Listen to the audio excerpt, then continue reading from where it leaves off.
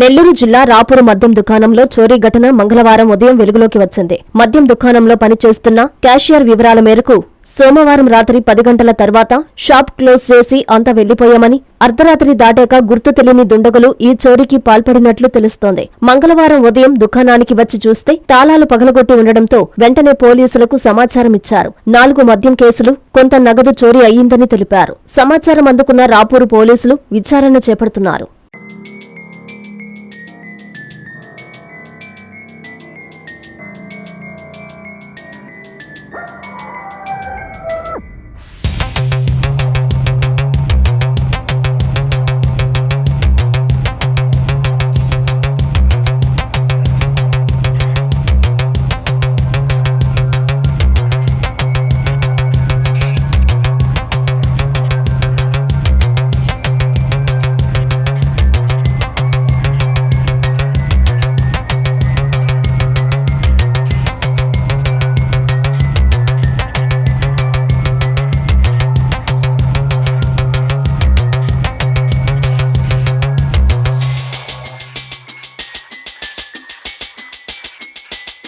Doctor Krishna Kishore గారి ఆధ్వర్యంలో 33 సంవత్సరాలు విద్యా బోధనలో అనుభవం కలిగిన నిష్ణాతులైన అధ్యాపక బృందంతో ఒత్తిడి లేని విద్యను అందిస్తున్న విద్యా సంస్థ డాక్టర్ కిషోర్స్ రత్నం జూనియర్ కాలేజ్.